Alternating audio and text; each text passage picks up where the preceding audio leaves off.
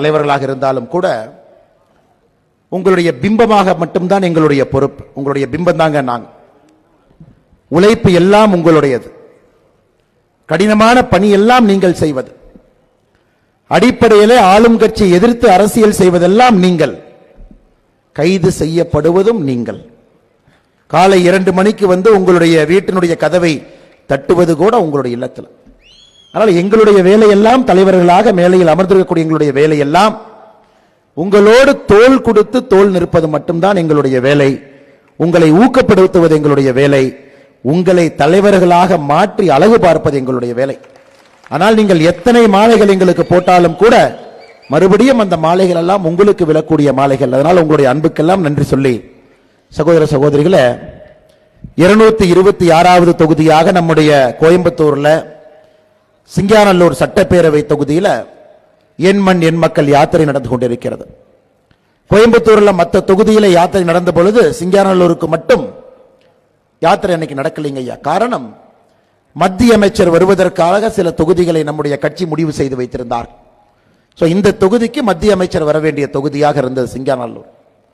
அன்னைக்கு வர இருக்கின்ற மத்திய அமைச்சர் அவர்களால் வர இயலவில்லை என்பதற்காக அன்னைக்கு யாத்திரை ஒத்தி வைக்கப்பட்டு இன்னைக்கு நம்முடைய ஐயா ராஜீவ் சந்திரசேகர் அவர்களுடைய நேரத்தை எடுத்து அவரை அழைத்து வந்து நம்முடைய தலைவர்கள் எல்லாம் சாட்சியாக இருந்து 226வது தொகுதியாக சிங்காநல்லூர் தொகுதியிலே என் மண் என் மக்கள் யாத்திரை மிக வெற்றிகரமாக சிறப்பாக நடந்து முடிந்திருக்கிறது. அதற்கு உங்களுக்கெல்லாம் ஒரு பெரிய நன்றியும் வாழ்த்துக்களையும் தெரிவித்தாக வேண்டும். காரணம், இந்த யாத்திரை மேடையில் இருக்கக்கூடிய எனக்கு முன்பு பேசின தலைவர்கள் எல்லாம் சொன்னாங்க, இது வந்து ஏதோ அண்ணாமலை அவர்கள் யாத்திரை அல்லது யாத்திரையிலே சில 100 பேர் ஆரம்பத்திலிருந்து கடைசி வரைக்கும் வந்திருக்காங்க அவர்களுக்கான யாத்திரை. அப்படி இல்லைங்க ஐயா. இங்க இருக்கக்கூடிய தலைவர்கள் எல்லாம் அவங்களுக்கு எப்பொழுதெல்லாம் நேரம் கிடைக்குதோ இந்த யாத்திரையில் இருந்தாங்க.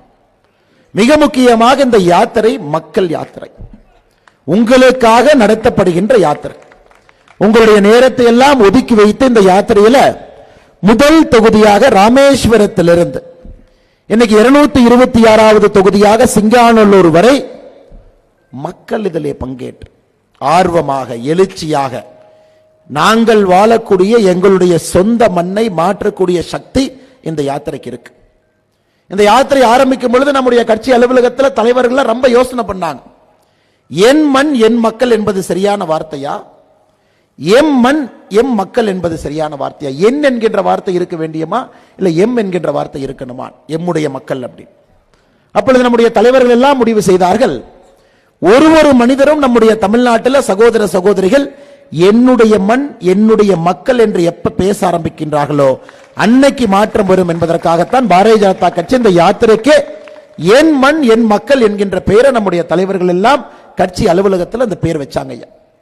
இன்னைக்கு பெரிய சந்தோஷம். 226 தொகுதிகளை தாண்டி நிற்கும் பொழுது என் மண் என் மக்கள் என்கின்ற பெயருக்கு அடையாளமாக ஒரு மனிதரும் இது என்னுடைய யாத்திரை, என்னுடைய மண்ணை காக்கக்கூடிய யாத்திரை, என்னுடைய வருங்கால சந்ததியை காக்கக்கூடிய யாத்திரை, நல்ல ஒரு அரசியலை இந்த மண்ணிலே விதைத்துக் கொண்டிருக்கக்கூடிய யாத்திரை என்று உங்கள் யாத்திரையாக நீங்கள் கொண்டாடி கொண்டிருக்கின்றீர்கள், பங்கெடுத்துக் கொண்டிருக்கின்றீர்கள். அதனால் உங்களுக்கு எல்லாம் இந்த நேரத்தில் ஒரு பெரிய வணக்கத்தையும் நன்றியும் தெரிவித்தாக வேண்டும்.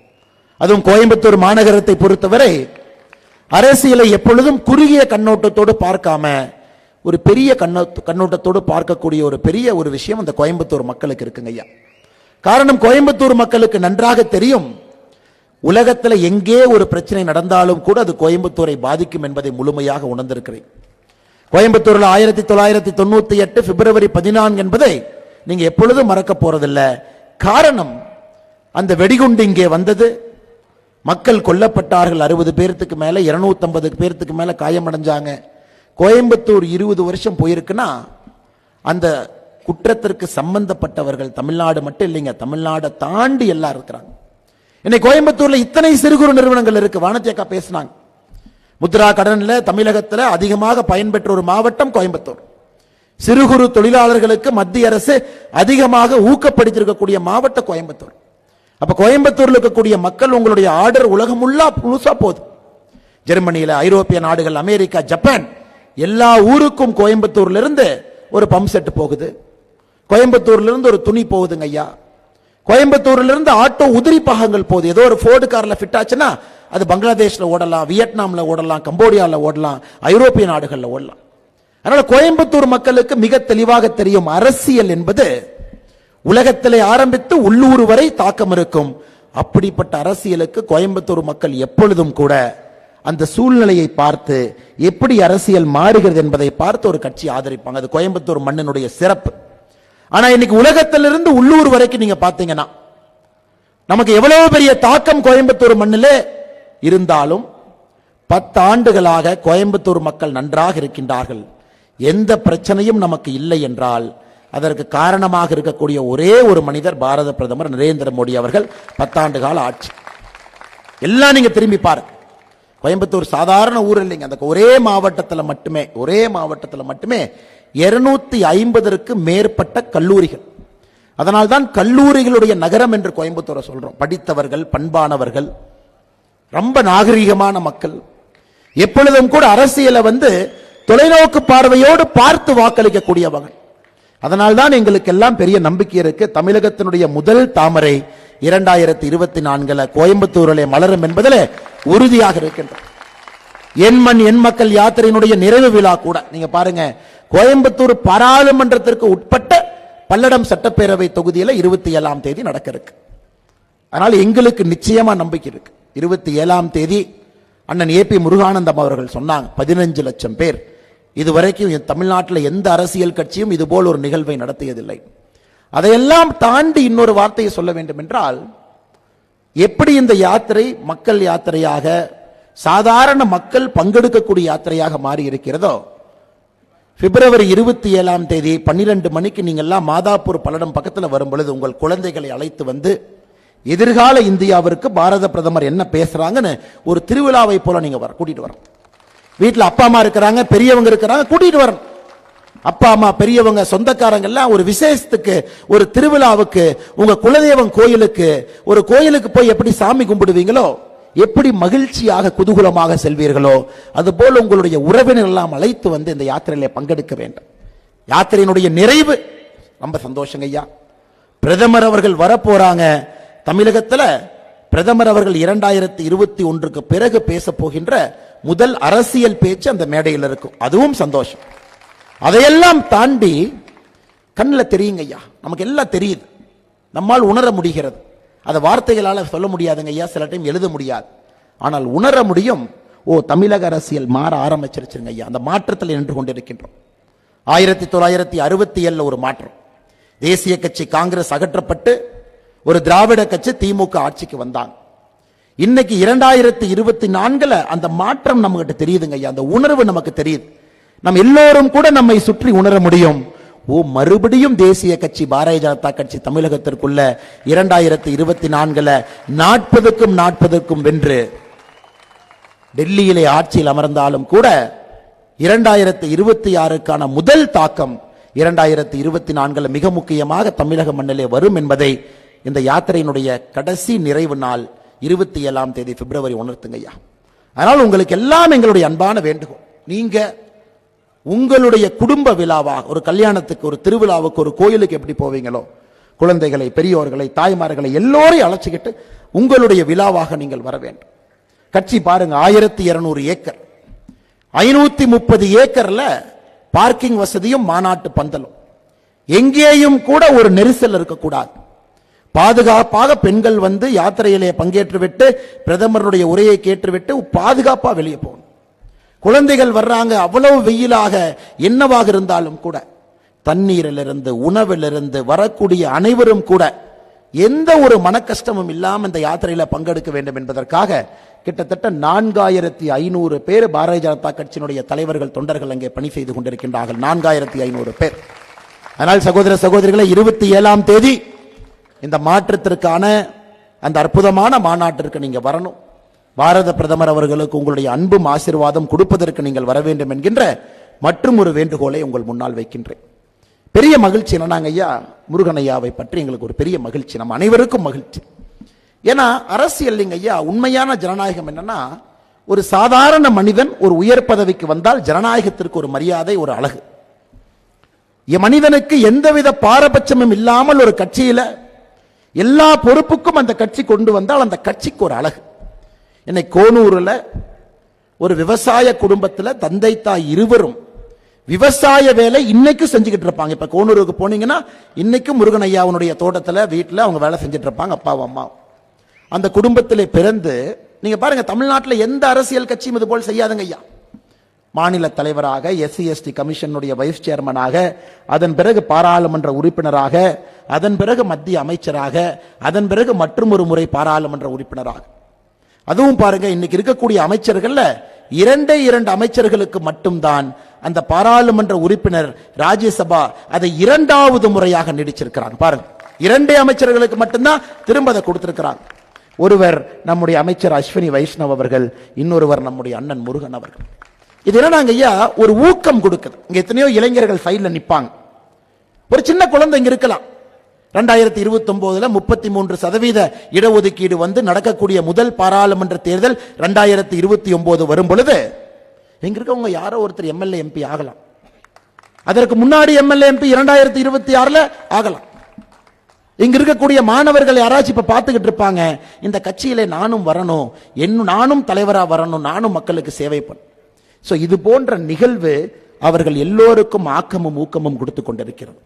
இந்த கட்சி அனைவரையும் மதிக்கும், எல்லோருக்கும் இந்த கட்சியிலே வாய்ப்பு இருக்கிறது என்பதை தொடர்ந்து பாரதிய ஜனதா கட்சி உணர்த்தி கொண்டிருக்கிறது.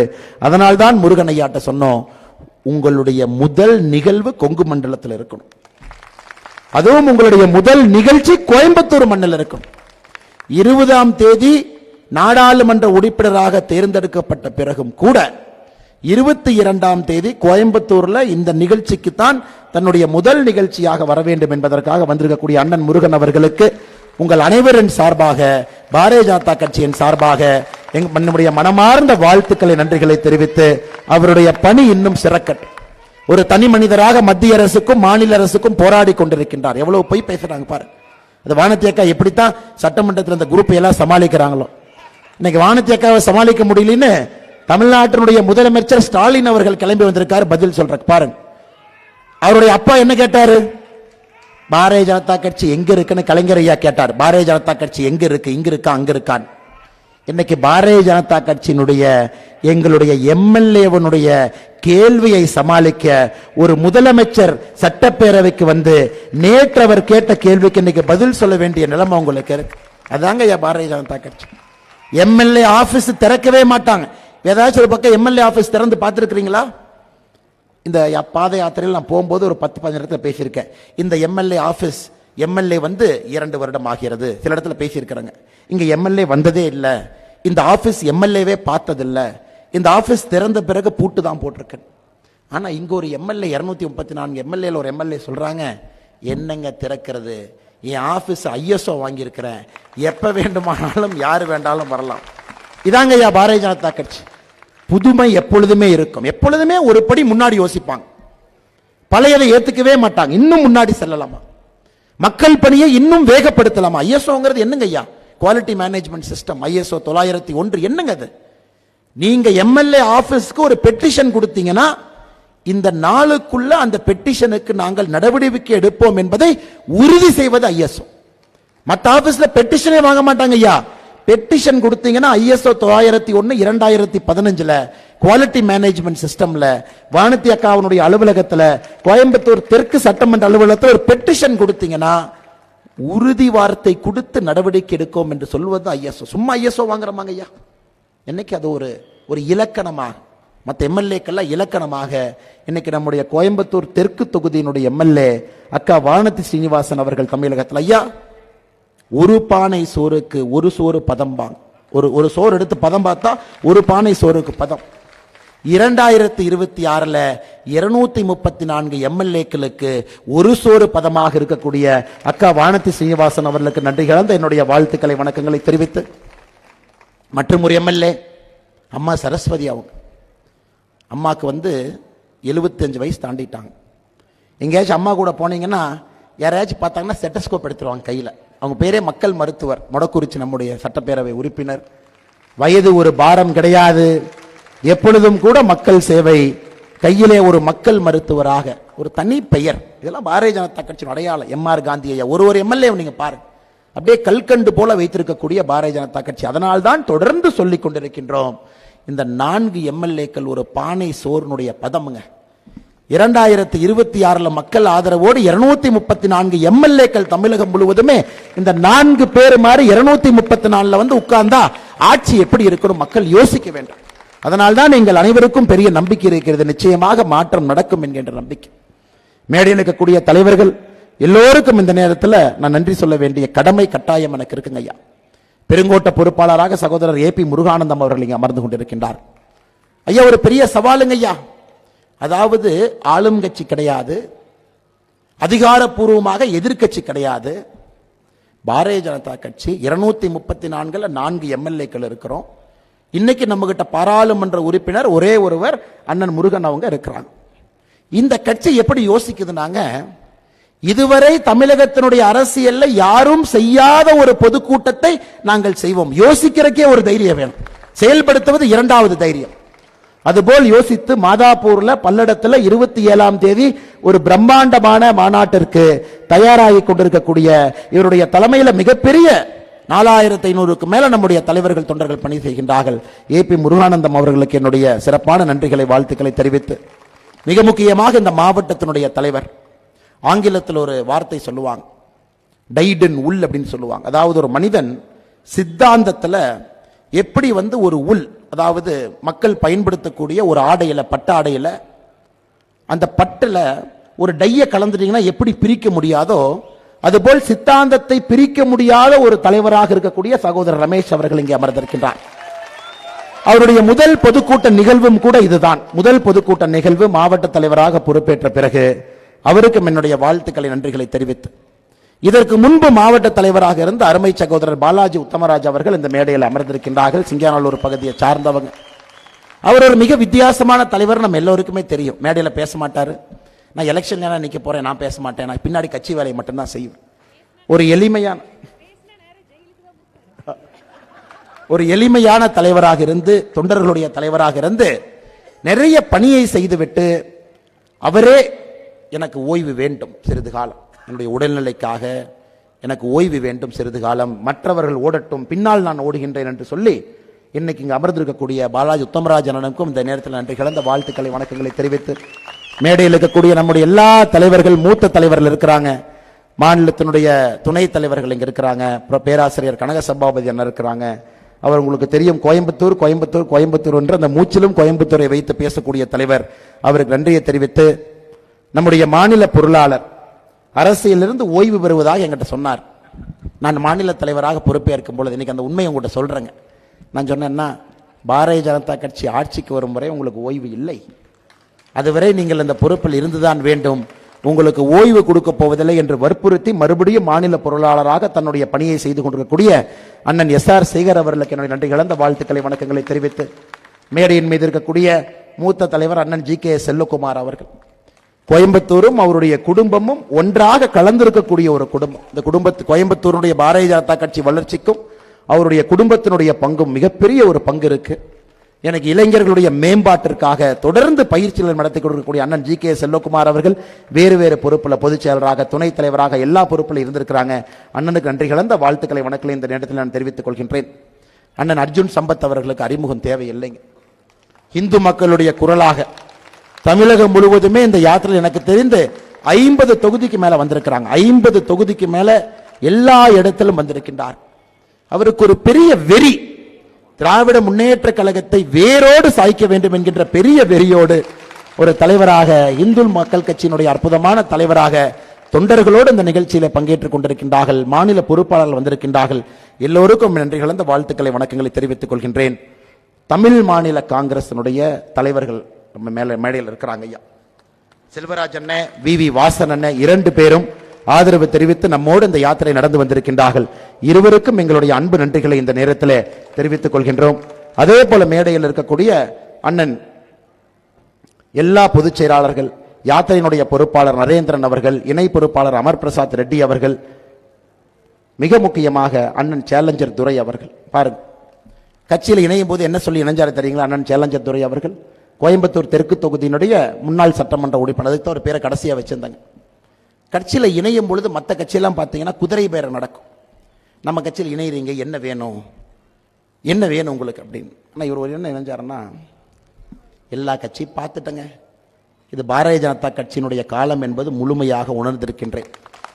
அதில் என்னுடைய பங்களிப்பும் இங்கே இருக்க வேண்டும்.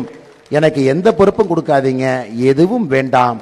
பாரதிய ஜனதா கட்சியை ஆட்சியில் அமர்த்துவது மட்டுமே என்னுடைய ஒரே குறிக்கோளாக, அரசியலிருந்து ஓய்வு பெறுவதற்கு. உங்களுக்கு தெரியும், சில நாட்களுக்கு முன்பு உடல்நிலை சரியில்லாமல் இருந்த பொழுது ஓய்வெடுக்க வேண்டும் என்று நண்பர்கள் வற்புறுத்திய பொழுது கூட எனக்கு எதுவும் வேண்டாங்க என்று கட்சியினுடைய வளர்ச்சிக்காக ஒரு மனிதன் வந்திருக்கின்றார் என்றால் நிச்சயமாக சிறந்தார்ந்து அவளுக்கு நான் என்னுடைய வணக்கத்தை, வாழ்த்துக்களை, நன்றிகளை தெரிவித்துக் கொள்கின்றேன். அதுவும் இந்த நிகழ்ச்சி உங்களுடைய முதல் பொதுக்கூட்ட நிகழ்ச்சியா இருக்கு. ரொம்ப சந்தோஷங்க ஐயா. மேடையில் இருக்கக்கூடிய எல்லா தலைவர்களுக்கும், சின்ராஜ் ஐயா அறிமுகமே தேவையில்லாத நம்முடைய சின்ராஜ் ஐயா, கண்ணியம், கடமை, ஒழுக்கம், இந்த மூன்றுக்கும் அரசியல்ல எம்எல்ஏவாக இருந்த பொழுதும் சரி, ஓய்வு பெற்ற பிறகும் சரி, ஒரு தொண்டனாக இலக்கணமாக இருக்கக்கூடிய ஐயா சின்ராஜ் அவர்கள் மேடையில் அமர்ந்திருக்கின்றார்கள். அவரையும் ஒரே நேரத்தில் ஒரே நிமிஷம் ஐயாவை எதிர்க்க சொல்றேன். உங்களுடைய வணக்கத்தை எல்லாம் ஒரு கைத்தட்டல் மூலமாக நீங்கள் ஐயாவுக்கு தெரிவிக்க வேண்டும் என்று மேடையில் இருக்கக்கூடிய அண்ணே. ஒன்றும் இல்லை, கண்ணு கொஞ்சம் மங்கி போச்சுங்க ஐயா, அந்த யாத்திரையில் நிறைய லைட்டை பார்த்து அதனாலதான் சின்ராஜ் ஐயா முகமே எனக்கு தெரியவில்லை. தவறாக நீங்க நினைக்கக்கூடாது, உண்மையாலுமே கண்ணு தெரியலைங்க ஐயா. அதனால் அவருக்கும் என்னுடைய நன்றி கலந்த வாழ்த்துக்களை, வணக்கங்களை தெரிவித்துக் கொள்கின்றேன். சகோதர சகோதரிகளே, ஒரு கடுமையான யாத்திரைங்க, கடுமையான யாத்திரை, இது சாதாரண யாத்திரை இல்லைங்க. நிறைய பிரச்சனைகள் இந்த யாத்திரை ஆரம்பத்திலிருந்து கடைசி வரை நடத்திய சகோதர சகோதரிகளுக்கு. இந்த யாத்திரையிலே சில நண்பர்கள் இருக்கின்றார்கள். குழந்தை பிறந்து 3வது நாள் இந்த யாத்திரையில ஒருத்தர் டிரைவரா ஓட்டிட்டு இருக்கார். கிட்டத்தட்ட பாத்தீங்கன்னா 226 தொகுதி வந்திருக்காங்க. யாத்திரையில இருந்தவர்கள் வேறு வேறு காரணத்திற்காக கைது செய்யப்பட்டிருக்கின்றார்கள். இந்த யாத்திரையில ஆரம்பத்திலிருந்து கடைசி வரை வாகனம் யார் ஓட்டுறாங்களோ, ஒரு 10 வண்டி 12 வண்டி யார் ஓட்டுறாங்களோ ஐயா, 30,000 கிலோமீட்டர் தாண்டி ஓட்டிட்டு இருக்காங்க இன்னைக்கு. குறிப்பாக ஒருவர் பைக் ஓட்டிட்டு வருவார், திருப்பூர்காரர் பாத்தீங்கன்னா பைக்ல 30,000 கிலோமீட்டர் தாண்டி இருக்காரு. பைக்குக்கு பெட்ரோல் காசு கூட வாங்க மாட்டார். இது போல் எல்லா உணர்வு பூர்வமான தொண்டர்கள் இந்த யாத்திரையை நடத்தி நிறைவு பகுதியில் வந்து நிக்கிறோங்க ஐயா. நிறைவு பகுதியில் நிக்கிறோம், ஒரு பெரிய படையோடு, ஒரு சேனையோடு. இப்பொழுது இதை உடைக்க முடியவில்லை என்றால் எப்பொழுதும் உடைக்க முடியாது என்கின்ற மனநிலையோடு ஒரு பெரிய படையோடு நின்று கொண்டிருக்கின்றோம் ஐயா. நம்ம முன்னாடி இருக்கக்கூடிய படையெல்லாம் இதெல்லாம் காசு கொடுத்த படையெல்லாம் இல்லைங்க ஐயா, தானா சேர்ந்த படை எல்லாம் நிக்கிறாங்க. ஒருவருக்கு ஒருவர் கோபம், ஆதங்கம். இத்தனை காலமாக 40 ஆண்டுகளாக பாரதிய ஜனதா கட்சியிலே உழைத்திருப்பவர்கள் மேடையில் இருக்கிறாங்க, மேடை கீழே இருக்கிறாங்க, தொண்டர்கள் இருக்கிறீங்க, இளையவர்கள். புதிய இந்தியாவிற்கு என்னுடைய கனவுக்கும் திமுக ஆட்சிக்கும் எந்த சம்பந்தம் இல்லைன்னா நான் உங்களோட வர்றேன். பெண்கள் கை குழந்தையோடு, அண்ணா இந்த குழந்தை வளரும் பொழுது ஒரு வளர்ந்த நாட்டிலே இருக்க வேண்டும், அதற்காக நான் உங்க பின்னாடி வர்றவங்க, அந்த கட்சி பின்னாடி. தாய்மார்கள், கண் முன்னாடி நடக்கிற அநியாயத்தினால பார்க்க முடியல தம்பி. ரோட்ல நடந்து போனா கஞ்சா விற்கிறாங்க, அங்கு நடந்து போனா டாஸ்மார்க்ல மக்கள் குடிச்சுக்கிட்டு நிக்கிறாங்க. இதெல்லாம் மாத்தணும் தம்பி. சகோதரிகள், தாய்மார்கள், வயதானவர்கள் அவங்க பின்னாடி நிக்கிறாங்க. இளைஞர் பெருமக்கள் பட்டாளமாக, அண்ணா அக்கா படிச்சதுக்கு வேலை இல்லை, செய்யற வேலைக்கு காசு பத்தல, மோடி ஐயாவுடைய ஆட்சி தமிழ்நாட்டிலே வரணும், திரும்ப மோடி ஐயா அதற்கு டெல்லியில வரணும், நானும் உங்க கூட வர்றேன். இப்படிப்பட்ட ஒரு பெரிய படையாக, மக்கள் சேனையாக அணிவகுத்து நின்று கொண்டிருக்கின்றார். அதனால தாங்க ஐயா உறுதியாக நாம் சொல்லிக் கொண்டிருக்கின்றோம், 2024 நம்முடைய காலம். இதை மோடி அவர்கள் ஹிந்தியில் அருமையா சொல்றாங்க, இது சரியான நேரம், இது நம்முடைய நேரம் அப்படிங்கிறார். 2024 தேர்தலில் மோடி அவர்கள் சொல்றாங்க, இது சஹி சமயக ஈ சமயங்கிறார். இது சரியான நேரம், இந்த நேரம் நம்முடைய நேரம். இந்த வாய்ப்பை நாம் தவறவிடக் கூடாது சகோதர சகோதரிகள். இதை தவறவிட்டோம்னா ஒரு சரித்திர பிழையை நாம செய்யறோம். எனக்கு எல்லா கட்சிகளும் கங்கணம் கட்டி கொண்டு நிற்கிறாங்க. ஒரு கட்சி தலைவர் என்னை பார்த்து, அண்ணாமலை பாருங்க பூச்சாண்டி மாயாண்டி மாதிரி இருக்காரு அப்படிங்கிறார். தாடியெல்லாம் வளர்த்துக்கிட்டு அவரை பாருங்க பூச்சாண்டி மாயாண்டி மாதிரி எங்கேயோ சுத்திக்கிட்டு இருக்காரு. நான் இது இவங்கெல்லாம் சொல்றாங்கன்னா நான் பார்த்து பெருமைப்படுறேங்க. இன்னொரு தலைவர் சொல்றார், லேகிய விற்கிற மாதிரி ஊரெல்லாம் சுத்திக்கிட்டு இருக்காரு. நான் மரியாதைக்காக அந்த தலைவருடைய பேரெல்லாம் இங்க சொல்ல விரும்பலைங்க. லேகிய விற்கிற மாதிரி ஊரெல்லாம் சுத்துறார். ஐயா நமக்கு தெரியும், இந்த பூச்சாண்டிங்கிறது உங்களுக்கு தெரியும், திருநூறு பூசக்கூடிய ஆண்டி, அவர் தான் பூச்சாண்டி. மற்ற கட்சிகளை போல திருவூரை அழித்துவிட்டு ஓட்டுக்காக செல்லக்கூடியவர்கள் பாரதிய ஜனதா கட்சி அல்ல. திருநூறு பூசிவிட்டு ஆண்டியாக ஆண்டி கோலத்தோடு இந்த யாத்திரை நடத்தி கொண்டிருக்கின்றோம். அதற்காக நீங்கள் பூச்சாண்டி என்று சொன்னால் பெருமையாக அந்த பட்டத்தை எடுத்துக் கொள்கின்றோம். மாயாண்டி தென் தமிழக மக்களுடைய குல தெய்வம், காவல் தெய்வம். இன்னைக்கு தென் தமிழக மக்கள் மட்டுமல்ல, தமிழக மக்களுடைய குலதெய்வம், காவல் தெய்வமாக பாரத பிரதமர் நரேந்திர மோடி அவர்கள் இருக்கின்றார்கள். அந்த கட்சியினுடைய ஒரு தொண்டனாக மாயாண்டி என்று சொன்னால் அதையும் நாங்கள் எல்லாம் பெருமையா எடுத்துக்கிறோம். லேகிய விற்கிற மாதிரி ஊரெல்லாம் சுத்தறாங்க. ஆமாங்க, 27ஆம் தேதி பெரிய பாட்டில் லேகியம் விற்க போறோம். தமிழ்நாட்டிற்கு பிடித்திருக்கக்கூடிய பீடைக்கெல்லாம் அந்த லேகியம் தான் மருந்து. ஊழலாட்சிக்கு அன்னைக்கு 27ஆம் தேதி லேகிய மருந்து இருக்கு. குடும்ப ஆட்சிக்கு 27ஆம் தேதி லேகிய மருந்து இருக்குங்க. வளர்ச்சியே இல்லாம வானத்தேக்க ரொம்ப அருமையா சொன்னாங்க. பொய்யா பேசி பேசி ஒரு பட்ஜெட், பொய் பேசுறதுக்கு எதுக்கு பட்ஜெட்? ஒரு படத்துல பாத்தீங்கன்னா இந்த விவேக் பாத்தீங்கன்னா இந்த வெயிட் லிப்டர் மாதிரி பொம்மையை வச்சு வச்சிருப்பார். அந்த பாட்டி வருவாங்க, நம்ம பாட்டி, தூ இதைத்தான் நீ வெயிட் லிஃப்ட் பண்ணியான். இன்னைக்கு மக்கள் கேட்கிறாங்க, இதுக்கு தான் நீ பட்ஜெட் போட்டையான்? மத்திய அரசினுடைய திட்டத்திற்கெல்லாம் ஒரு பெயர் வைப்பதற்காக ஒரு பட்ஜெட் பாருங்க. அது எப்படித்தான் நம்முடைய 4 எம்எல்ஏக்கள் உள்ள இருந்து அவங்களுக்கு காது இருக்கல, எவ்வளவு நேரம் கேட்பாங்க. அவர்கள் பொங்கி எழுந்து பதில் சொல்லிட்டு வந்திருக்கிறாங்க. அதுக்கு மறுபடியும் இன்னைக்கு போய் சொல்றாங்க. பிரதம மந்திரியினுடைய வீடு கட்டும் திட்டம், இவங்க வைக்கிற பெயர் கலைஞரின் கனவு இல்லம். பிரதமரின் கிராம சாலை திட்டம், இவர்கள் வைக்கிற பெயர் முதலமைச்சரின் கிராம சாலை திட்டம். ஜல் ஜீவன் திட்டம், இவர்கள் வைக்கிற பெயர் குழாய் மூலம் குடிநீர் திட்டம். போஷன் திட்டம், இது வானத்தியக்கா ஊர் ஊரா போய் மகளிர் அணி அகில இந்திய தலைவராக ராஜஸ்தான்ல இருந்து நாகாலாந்துல இருந்து ஊட்டச்சத்துக்காக போஷன் திட்டத்தை மகளிர் அணி செய்து கொண்டிருக்கின்றார்கள். அதுக்கு ஒரு நல்ல பேர் வச்சிருக்காங்க பாருங்க, ஊட்டச்சத்தை உறுதி செய் திட்டமா. சஹி நிவாஸ் நகரத்திலே பணி செய்யக்கூடிய நம்முடைய தாய்மார்கள் தோழிகளுக்காக விடுதிகளை மோடியை ஆரம்பிச்சிருக்கிறாங்க. தமிழ்நாட்டில் 20 விடுதிகள் நடத்தி கொண்டிருக்கின்றோம். மத்திய அரசு பேரு சஹி நிவாஸ். அதற்கு இந்த பட்ஜெட்ல பேர் வச்சிருக்கிறாங்க தோழி விடுதி. சமகிரக சிக்ஷாக்கு பேர் வச்சிருக்கிறாங்க பேராசிரியர் அன்பழகம் திட்டம். விஸ்வகர்மா நலத்திட்டம் 13,000 கோடி. கோயம்புத்தூர் நமக்கு தெரியும், நம்ம இருக்கக்கூடிய விஸ்வகர்மா சகோதர சகோதரிகள் மற்ற எல்லா சமுதாயம் 13 சமுதாயம் விஸ்வகர்மாலே வரக்கூடிய 5 சமுதாயத்திற்கும் 18 சமுதாயத்திற்கு இந்த திட்டம். அதுக்கு இப்ப பேர் வச்சிருக்கானுங்க கைவினைஞர் மேம்பாட்டு திட்டம். அமிர்த் திட்டத்திற்கு கலைஞர் நகர்ப்புற மேம்பாட்டு திட்டம். நகர்வன திட்டம், அதாவது பெரிய பெரிய சாலை எல்லாம் போச்சுனாங்க ஐயா, சென்டர்ல மரம் வைக்கக்கூடிய 10 சாலைகளுக்கு நடுவிலே மரம் வைக்கக்கூடிய திட்டத்தை கொண்டு வந்திருக்கோம், நகர்வன திட்டம். அதற்கு பேரு இது ஒண்ணு மட்டும் ஆங்கிலத்தில் வச்சுட்டாங்க, அர்பன் கிரீனிங் ப்ராஜெக்ட். பிரதம மந்திரியினுடைய உயர்கல்வி ஊக்க திட்டத்திற்கு இங்க பெயர் 2500 கோடி ரூபாய் கல்வி கடன் திட்டம். எப்படிங்க ஏத்துக்க முடியும்? மத்திய அரசினுடைய திட்டங்களுக்கு அம்மா பிறந்த குழந்தைக்கு பேர் வைக்கிறத கூட சரியா சொல்லாங்க. ஒரு 3 மாசம் கழிச்சு பேரை மாத்தி வச்சா கூட ஒத்துக்கலாம். இந்த குழந்தை மனுஷனாய் நிக்குது, இதுக்கு பேர் வைக்கிறாங்க. இதெல்லாம் 2015 2014 அப்ப வந்த திட்டங்க. 10 ஆண்டுகளாக இருக்கக்கூடிய திட்டம். 4 கோடி வீடுகள் கட்டி முடித்த பிறகு பிரதமருடைய வீட்டு திட்டத்திற்கு பேர் வைக்கிறாங்க கலைஞரின் கனவு உலக திட்டம். அதனால் வளர்ந்திருக்க குழந்தைய போய் பேர் மாத்தினா அந்த குழந்தை திரும்ப அடிக்காது. இன்னைக்கு அதைத்தான் தமிழக மக்கள் செய்து கொண்டிருக்கின்றார்கள். இந்த பட்ஜெட்டே ஒரு ஃப்ராட். அதுல இந்த பட்ஜெட்ல 2-3 விஷயத்தை ஒத்துக்கொண்டதற்கு நாங்கள் திராவிட முன்னேற்ற கழகத்துக்கு முதல்ல நன்றி சொல்றோம். சாராயம் மூலமாக வருமானம் எவ்வளவு வருதுன்னு குழம்பிக்கிட்டு இருந்தோம். ஒரு மேடையில் வானத்தி அக்கா 44,000 கோடிங்கிறாங்க, இன்னொரு மேடையில் முருகன்ஜி அவங்க 46,000 கோடிங்கிறாங்க, மேல இருக்கிற தலைவர்கள் 42,000 கோடிங்கிறாங்க. தமிழக மக்களுக்கு என்னதாயா சாராயம் மூலமா வருமானம் வருதுன்னு நிதியமைச்சர் கவலைப்படாதீர்கள். சாராயம் மூலமாக நமக்கு வந்திருக்கக்கூடிய வருமானம் 50,000 கோடி என்று இந்த பட்ஜெட்ல அறிவிச்சிருக்கிறான். ஆனா மக்களுக்கு இந்த உண்மையை சொன்னதுக்காக முதல்ல நாங்க நன்றியை தெரிவிச்சுக்கிறோம். 50,000 கோடி ரூபாய்.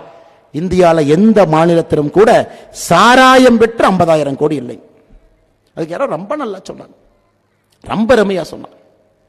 திராவிட மாடல் அரசு அரசுன்னு சொல்றீங்களே, இதற்கு ஒருத்தர் ரொம்ப ரமையா சொன்னார். அதாவது ஆமை புகுந்த வீடும் திமுக ஆளுகின்ற பகுதியும் உருப்பட்டதாக சரித்திரம் இல்லை. ஆமை புகுந்த வீடும் திமுக ஆளுகின்ற மாநிலமும் உருப்பட்டத சரித்திரம் இல்லை. எப்பொழுதெல்லாம் திமுக ஆட்சிக்கு வருதோ மக்கள் பார்த்தீங்கன்னா 10 வருஷம் வெளியே வைப்பாங்க. சாதாரணமா இல்லைங்க, 10 வருஷம். எம்ஜிஆர் ஐயா அவர்கள் அரசியலுக்கு வந்த பிறகு தொடர்ந்து வெளியே வச்சாங்க. அதன் பிறகு 2011 இருந்து 21 வரைக்கும் தொடர்ந்து வச்சாங்க. தமிழகத்தை பொறுத்தவரை நமக்கு தெரியும், மக்கள் எப்பாச்சும் ஏமாந்து ஒரு முறை திமுக ஓட்டு போட்டுட்டா அதன் பிறகு சுதாரித்து குறைந்தபட்சம் 10 ஆண்டுகள் உள்ளே விடக்கூடாது. ஆனா இன்னைக்கு வானதி அக்கா சொன்னது போல ஒரு மாற்றம் என்னன்னா, திமுக தொண்டன் தெளிவா இருக்கான், நான் இனி விடவே மாட்டேன் சார் என் தலைவர் ஆட்சி அமைக்கிறேன். இதுதான் கடைசி முறை. திமுக தொண்டர்கள் தயாராக இருக்கின்றார்கள். 2024 நான் ஓட்டு போட மாட்டேன். ஐயா, இன்னைக்கு ஒரு பத்திரிகையாளர் சர்வே அவங்க சொன்ன மாதிரி பாருங்க, இன்டர்நேஷனல் மேகசின்ல இருந்து நம்முடைய நிருபர்கள் எல்லாம் இன்னைக்கு வந்திருக்கிறான். எல்லோரும் இன்னைக்கு பாரதிய ஜனதா கட்சிக்கு ஆதரவு சதவீதத்தை போடுறாங்க. ஒரு பத்திரிகை 20%, ஒரு பத்திரிகை 24%, ஒரு பத்திரிகை 17%. பிரசாந்த் கிஷோர்ட்ட போய் இன்டர்வியூ எடுக்கிறாங்க, எப்படியாச்சும் பிரசாந்த் கிஷோர் மாத்தி பேசுவாரான். அவரு சொல்றாரு பாரதிய ஜனதா கட்சி வளர்ந்துருச்சுங்க, இரட்டை இலக்கில் இருக்குதுங்க, என்னங்க பேசுறீங்க? சகோதர சகோதரிகள், உங்களுக்கு ஒரு உண்மையை சொல்ல வேண்டும் என்றால், நம்முடைய சகோதரர் ரமேஷ் அவர்கள் சொன்னது போல நாம் 20% எல்லாம் எப்பவோ தாண்டிட்டோங்க. அதெல்லாம் வேல் யாத்திரை காலத்திலே தாண்டியாச்சு, அதெல்லாம் 2021 தாண்டியாச்சு. பலத்தை காட்டுவதற்கு நமக்கு வாய்ப்பு கிடைக்காம பல ஆண்டு காலமாக காத்திருந்தோம். இன்னைக்கு உங்களுடைய இத்தனை ஆண்டு காலத்தினுடைய உழைப்பினுடைய வெளிப்பாடு 2024 பாராளுமன்ற தேர்தலில் தெரியுங்க. 33% வாக்குகளை தாண்டி பாரதிய ஜனதா கட்சி தமிழகத்தில் இருக்கும். நீங்க குறிச்சு வச்சுக்கங்க, எழுதி வச்சு பத்திரிகை நண்பர்களுக்கு எழுதி வச்சு. தலைகீழாக நின்று தோப்பு கரணம் எதிர்க்கட்சிகள் போட்டாலும் கூட இது பாரதிய ஜனதா கட்சியினுடைய காலம் என்று மக்கள் முடிவு செய்திருக்கின்றார்கள். இன்னைக்கு நாம செய்ய வேண்டியது என்னங்க ஐயா? யாத்திரை வந்துருச்சு, தலைவர்கள் பேசினாங்க, நாம யாத்திரையிலிருந்து கிளம்பிட்டோம், நாம கட்சி வேலை செய்தோம். இது இன்னைக்கு நோக்கம் இல்லைங்க. இங்க இருக்கக்கூடிய நீங்கள் ஒருவருமே எவ்வளவு பலசாலின்னு உங்களுக்கு உணர்த்துவதற்காகத்தான் நாம் இங்கே அமர்ந்திருக்கின்றோம். உங்க ஒருவருடைய செல்போன் எடுத்து அந்த கான்டாக்ட் லிஸ்ட பாருங்க ஐயா. குறைஞ்சபட்சம் உங்க செல்போன் கான்டாக்ட் லிஸ்ட்ல ஒரு 1000 பேர் இருப்பாங்க இல்லைங்களா? உங்களுக்கு காலையில வாட்ஸ்அப் மெசேஜ் எடுத்து ஓபன் பண்ணாவே குட் மார்னிங் அப்படின்னு போடுறவங்களே ஒரு 300 பேர் இருப்பாங்க. நீங்க பிளாக் பண்ணவங்களே ஒரு 200 பேர் இருப்பாங்க. இவன் டெய்லி குட் மார்னிங் போடுறான், பிளாக் பண்றான். சகோதர சகோதரிகளே, உங்களிடம் நாங்கள் கேட்பது, உங்களுடைய கான்டாக்ட் லிஸ்டில் இருக்கக்கூடிய ஒருவரும் பாரதிய ஜனதா கட்சிக்கு வாக்களிக்க வைப்பது உங்களுடைய கடமை என்பதுதான் எங்களுடைய வேண்டுகோள். உங்களுக்கு இன்னும் 50-60 நாள் இருக்கு. நீங்க டெய்லி போன் பண்ண, திமுக காரங்களா இருந்தாலும் போன் பண்ண, டெய்லி 1 மணி நேரம், 1 நிமிஷம், அரை நிமிஷம், 30 நிமிஷம், எவ்வளவு நேரம் இருக்கோ பேசணும். நம்முடைய கட்சி, நம்முடைய திட்டங்களை பத்தி மட்டும் நீங்க சொல்லணும். 2024 எதற்கான ஒரு முக்கியமான தேர்தல் நீங்க சொல்லணும். நாங்கள் உங்களிடம் எதிர்பார்ப்பது, வேண்டுகோள் வைப்பது, உங்களுடைய தொலைபேசியில யாருடைய பதிவையும் பேரையும் நம்பரையும் பதிவு செஞ்சிருக்கிறீங்களோ அவர்களுடைய வாக்க பாரதிய ஜனதா கட்சிக்கு பெற்றுக் கொடுப்பது உங்களுடைய வேலை என்கின்ற வேண்டுகோளை உங்களுக்கு வைக்கிறோம். இன்னையிலிருந்து 60 நாள் நீங்க சொல்லணும், நீ ஓட்டு போடலினா டெய்லி போன் பண்ணுவேன், அதுக்காக ஓட்டு போடுன்னு நீங்க சொல்லணும். 2024 அந்த ஓட்டை வாங்கி கொடுக்க வேண்டியது உங்களுடைய கடமை. இங்க இருக்கிற நாம எல்லாரும் செஞ்சோம்னாங்க கோயம்புத்தூர் பாராளுமன்றத்தினுடைய வெற்றி உறுதிங்களா? கோயம்புத்தூர் பாராளுமன்றத்தினுடைய வெற்றி உறுதி, அது எந்த மாற்று கருத்தும் இல்லை. இது பாரதிய ஜனதா கட்சி இதற்கு முன்பு வெற்றி பெற்ற மண், நம்மை ஆதரித்த மண். என்னை கோயம்புத்தூர் மக்கள் நல்லா பார்த்துட்டாங்க. சமீபத்தில் தீபாவளி சமயத்தில் 2022 எல்லாம் பார்த்தாங்க. மனித குண்டு வெடிப்பு எவ்வளவு பெரிய ஆபத்து பார்த்தாங்க. என்ஐஏ நடவடிக்கை 14 பேர்த்த தாண்டி கைது பார்க்கறாங்க, 3 சார்ஜ் ஷீட் பார்க்கறாங்க, எல்லாத்தையும் பார்த்துக்கிட்டு இருக்காங்க. கோயம்புத்தூர் மக்கள் அமைதியாக பொறுத்து கொண்டிருக்கின்றார்கள். பாரதிய ஜனதா கட்சியினுடைய எம்பி வந்தா முதல் வேலையாக அந்த சகோதரனோ சகோதரியோ அமித்ஷாஜியை போய் பார்ப்பாங்க. என்ன கேட்பாங்க? சார் கோயம்புத்தூருக்கு என்ஐஏ போலீஸ் ஸ்டேஷன் கொடுங்கன்னு கேட்பாங்க. கோயம்புத்தூருக்கு என்ஐஏ போலீஸ் ஸ்டேஷன் வேணும். நம்முடைய சகோதர சகோதரி யார் எம்பியாக இருக்கிறாங்களோ முதல்ல என்ஐஏ போலீஸ் ஸ்டேஷனை கொண்டு வந்து கோயம்புத்தூர்ல வைப்பாங்க. அதுக்கு ஒரு 60 பேர் 75 பேர் ஸ்டாஃபை கொண்டு வந்து வைப்பாங்க. அதில் இன்டெலிஜென்ஸ் பிரிவருக்கும் நுண்ணறிவு பிரிவருக்கும் எல்லா பக்கம் சுத்துவாங்க. ஐயா, ஒரு முறை ஆபத்திலிருந்து கடவுள் நம்மளை காப்பாற்றிருக்கிறாங்க, மனுஷன் காப்பாற்றல, கடவுள். அந்த கோயிலுக்கு வெளியே இருக்கக்கூடிய ஸ்பீட் பிரேக்கர் கரெக்டா அந்த வண்டி அங்க ஏறணும் இறங்கணும், சூரசம்ஹார மூர்த்தி முருகன் அங்க இருக்கணும். முருகனும் இதற்காக காத்திருக்கணும். காலையில் 4 மணிக்கு வாங்கடா பார்த்துக்கலாம் கோயம்புத்தூருக்கு நீங்க எப்படி போறீங்க. அதனால் ஆண்டவன் நம்மை ஒரு முறை காப்பாற்றி நமக்கு ஒரு பெரிய வார்னிங் கொடுத்திருக்கார். இனி மனிதர்கள் நம்மை காப்பாற்ற வேண்டிய காலத்தில் நின்று கொண்டிருக்கின்றோம். இது நம்முடைய பாராளுமன்ற உறுப்பினர் கோயம்புத்தூரினுடைய பாதுகாப்புக்கு செய்யக்கூடிய முதல் வேலை. இரண்டாவதுங்க ஐயா, இன்னைக்கு பாருங்க கோயம்புத்தூரை பொறுத்த வரைக்கும் பட்ஜெட்ல வானதி அக்கா ஒரு 2 விஷயத்தை பேசினாங்க. அதாவது கோயம்புத்தூருக்கு மட்டும் எப்படி பட்ஜெட் போடுறாங்க நீங்க பாருங்க, ரொம்ப காமெடியா போட்டிருக்காங்க. நொய்யல் நதியை சுத்தம் செய்வதற்கு மத்திய அரசு ஒதுக்கி இருக்கக்கூடிய நிதி 990 கோடி. ஐயா, ஒரு நதி கோயம்புத்தூர் நகரத்துக்குள்ள வந்து வெளியே போற நதிக்கு 1000 கோடி ரூபாய்க்கு 10 கோடி கம்மியாக நம்ம நிதி ஒதுக்கி இருக்கோம், சுத்தப்படுத்தி திரும்ப நொய்யல் நதியை கொண்டு வரணும். ஆனா இந்த பட்ஜெட்ல திமுக அரசு சொல்லி இருக்கின்றார்கள், நொய்யல் நதியை சுத்தம் செய்ய அறிக்கை தயார் செய்வோம். பணம் கொடுப்பது நாம, அறிக்கை தயார் செய்யறது இவங்க. இப்படித்தாங்க கோயம்புத்தூர் சம்பந்தப்பட்ட எல்லா பட்ஜெட் இப்படித்தான். சென்னையிலே புதிய கழிவறைகள் மற்றும் அதை பராமரிக்க 430 கோடி கோயம்புத்தூருக்கு ரொம்ப அருமையா சொல்லியிருக்காங்க. இதே போன்ற ஒரு திட்டம் கோயம்புத்தூரிலும் செயல்படுத்துவோம். வடிவேல் சொல்ற மாதிரி ஜோப்புல பணம் இல்ல, அப்ப இந்த திட்டமும் செயல்படுத்த மாட்டாங்க. கோயம்புத்தூரிலே பூஞ்சோலை திட்டம் செயல்படுத்துவோம், எத்தனை பைசான்னு சொல்லல. கோயம்புத்தூரிலே கலைஞர் நூலகம் பைசா சொல்ல, அதைத்தான் கேள்வி கேட்டு முதலமைச்சர் வந்து ரொம்ப தெளிவா சொல்லிட்டார். 2026 அவருக்கு தெரியாது நடக்க போறது இல்லையா, 26 சொல்லி வச்சிருவோம், 25 வந்ததுக்கு அப்புறம் இன்னொரு விஷயத்தை சொல்லுவான். ஐயா, நீங்க இந்த நிதிநிலை அறிக்கையை சரியா படிச்சு பார்த்தீங்கன்னா கோயம்புத்தூருடைய வளர்ச்சிக்கு எதுவும் இல்லை. ஒரு திட்டத்திற்கு கூட எந்தவித பணமும் உருவாக்கல. அதெல்லாம் தாண்டி கோயம்புத்தூர் சர்வதேச விமான நிலையத்துக்கு நிலத்தை எடுத்துக்கிட்டே இருக்கிறாங்க. 2017 இருந்து 7 வருஷமாக நிலம் எடுக்கிறாங்க. போன ஆண்டு நிலங்களை கையகப்படுத்துவதற்காக 136 கோடி ரூபாய் கொடுத்து 64 கோடி ரூபாய் செலவு பண்ணியிருக்காங்க. இவ்வளவு பெரிய ஒரு நகரத்திற்கு இன்டர்நேஷனல் கனெக்ஷன் இல்லை என்பது வெட்க கேடுங்க ஐயா, அது தவறு. ஒரு குளோபல் சிட்டிங்க ஐயா கோயம்புத்தூர், சாதாரண நகரம் இல்ல, குளோபல் சிட்டி. உலகத்தை இங்கிருந்து இயக்கக்கூடிய மனிதர்கள் கோவை நகரில் அமர்ந்திருக்கிறாங்க. மிடில் ஈஸ்டுக்கு, அமெரிக்காவுக்கு, யூரோப்புக்கு ஒரு கோல்ட் ஷேர் பிளைட் இல்ல, அதற்கான எக்ஸ்பான்ஷன் நடக்கல. அப்படிங்கிறது கோயம்புத்தூர் மக்கள் ஏற்றுக்கொள்ளவே கூடாது. ஏன்னா எம்பி வீடு இங்கதான் இருக்குது, நம்ம பேசுறதை கேட்டிருக்காருன்னு தெரியலங்க ஐயா. எம்பி அவர்கள் செய்திருக்கக்கூடிய ஒரே வேலை என்னன்னா, வளர்ச்சி நெகி, வளர்ச்சி நெகி, வளர்ச்சி நெகி, வளர்ச்சி இல்லை, வளர்ச்சி இல்லை.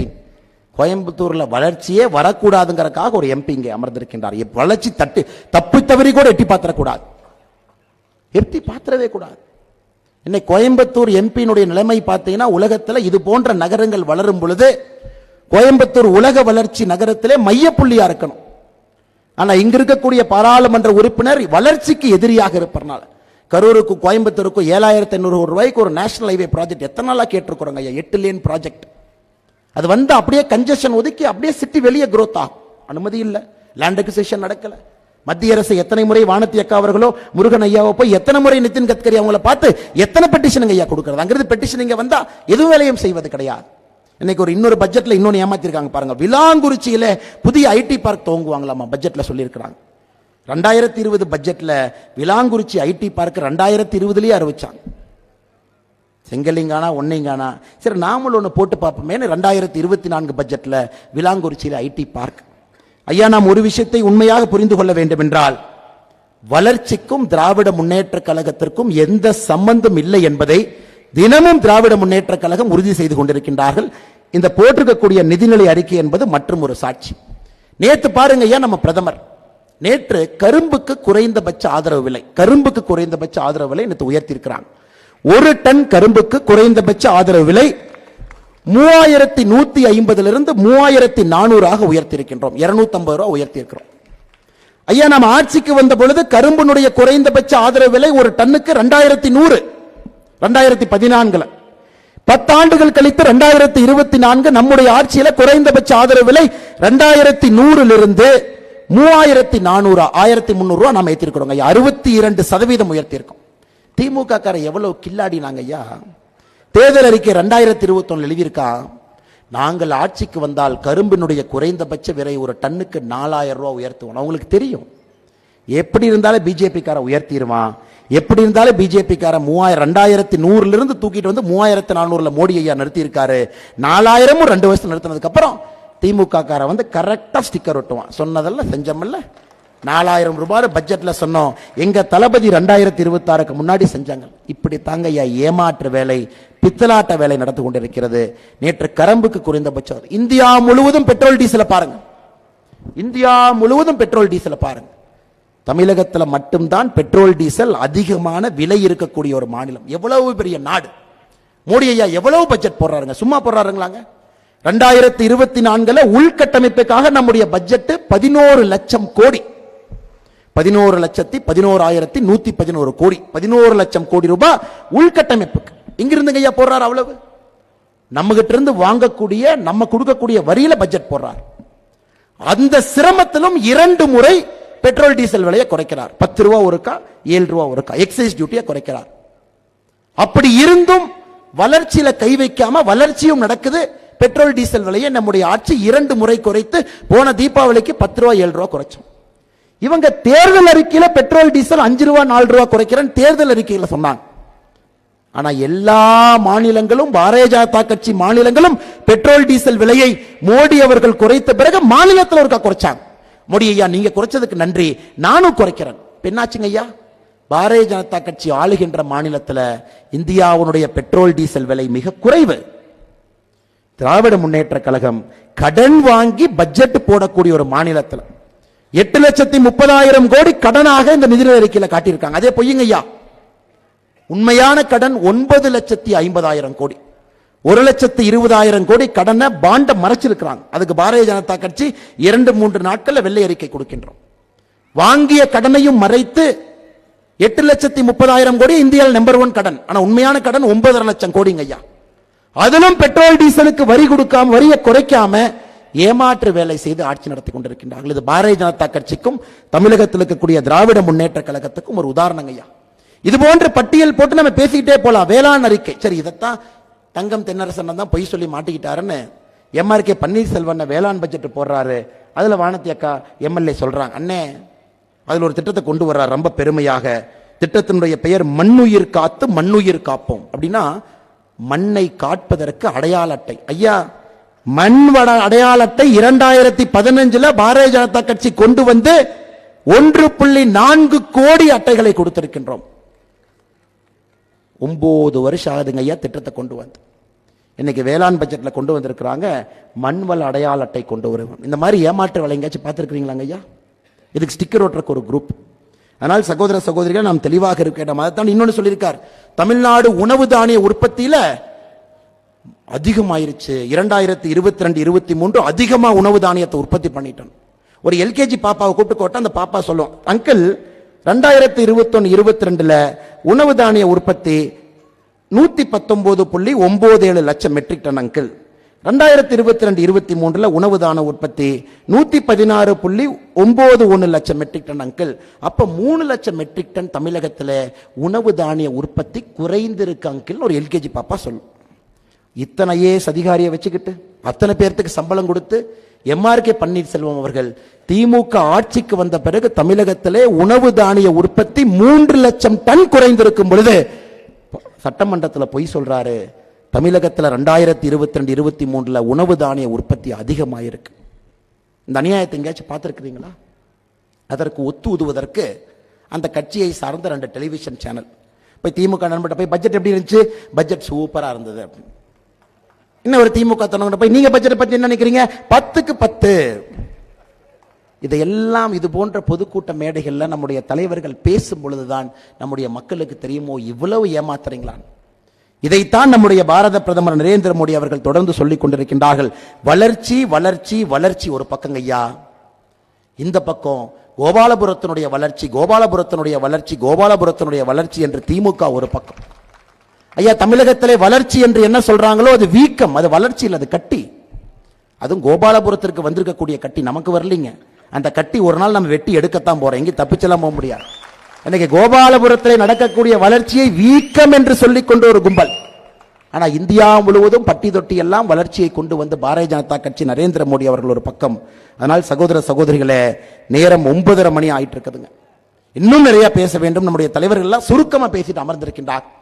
27ஆம் தேதி நம்முடைய பிரதமர் நிகழ்வுக்கு ஒரு சரித்திர நிகழ்வாக அது இருக்கும். நீங்கள் அனைவரும் அங்கே வர வேண்டும். உங்களுடைய நிகழ்வு உங்க குடும்ப நிகழ்வு. உங்க குடும்பத்தினுடைய விசேஷம் எப்படி இருந்தா சொந்தக்காரங்களை கூட்டிக்கிட்டு பத்திரிகை அடிச்சு நீங்க கூப்பிடுவீங்களோ அது போன்று நீங்கள் வர வேண்டும் என்கின்ற அன்பான வேண்டுகோளை வைத்து மேடையில் இருக்கக்கூடிய எல்லா தலைவர்களுக்கும், குறிப்பாக இந்த மாவட்டத்தினுடைய தலைவர் சகோதரர் ரமேஷ் அவர்கள் உட்பட மேடையில் இருக்கக்கூடிய கோயம்புத்தூர் மாநகர மாவட்டத்தினுடைய எல்லா பொறுப்பாளர்கள், ஒன்றிய தலைவர்கள், ஒரே ஒரு விஷயத்தை மட்டும் சொல்லிக்கிறேங்க ஐயா. கோயம்புத்தூருடைய வெற்றியை நரேந்திர மோடி அவர்கள் உற்று கவனித்துக் கொண்டிருக்கின்றார். கோயம்புத்தூருடைய வெற்றி நமக்கு முக்கியம். இந்த மண் தேசிய மண். இங்கே அயோக்கியர்களுக்கு இடம் கிடையாது என்பதை 2024 கோயம்புத்தூர் மக்கள் நீங்கள் மறுபடியும் தேர்தல் களத்திலே உணர்த்தப் போகின்றீர்கள். அதுக்கு நம்முடைய சகோதர சகோதரிகள் கடுமையாக நீங்கள் உழைக்க வேண்டும் என்கின்ற அன்பான வேண்டுகோளை வைத்து வந்திருக்கக்கூடிய எல்லா சகோதர சகோதரிகளுக்கு நன்றி கலந்த வாழ்த்துக்களை வணக்கங்களை தெரிவித்து 27ஆம் தேதி பல்லடத்தில் உங்களை சந்திப்பதற்காக தயாராக இருக்கின்றோம். நீங்கள் வர வேண்டும் என்கின்ற அழைப்பை மறுபடியும் உங்களுக்கு வைத்தினுடைய உரையை முடித்துக் கொள்கின்றேன். நன்றி, வணக்கம். பாரத் மாதா கி, பாரத அன்னையின் புகழ்.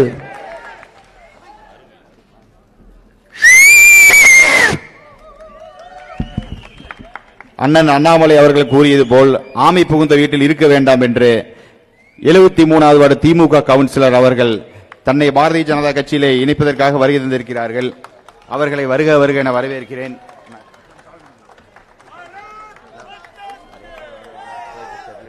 அண்ணன் செல்வராஜ் திராவிட முன்னேற்ற கழகத்தினுடைய 73வது வார்டு செயலாளர், அவரை பாரதிய ஜனதா கட்சியிலே இணைத்துக் கொள்ள வருகை தந்திருக்கிறார்.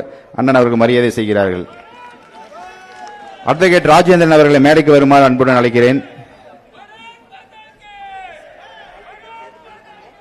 நீலகிரி தொகுதியிலே மக்கள் நீதி மையத்தின் சார்பாக 2019 தேர்தலிலே போட்டியிட்டு வாக்குகள் வாங்கி பல ஆயிரம் வாக்குகள் வாங்கி இன்றைய தினத்திலே தன்னை பாரதிய ஜனதா கட்சியில் இணைத்துக் கொள்வதற்காக வருகின்ற வழக்கறிஞர் ராஜேந்திரன் அவர்களை வருக வருக என வரவேற்கிறோம்.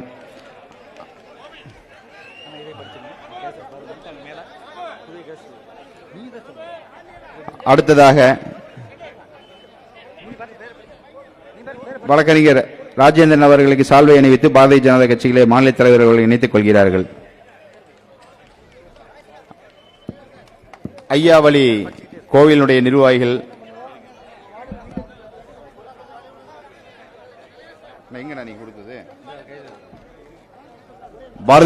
பாரதிய ஜனதா கட்சியினுடைய புதிய பிரச்சார பாடல் வெளியீடு 2024 எழுதி தயாரித்து பாடியது ஜி நாகராஜன், மாவட்ட துணைத் தலைவர், நாமக்கல் மேற்கு.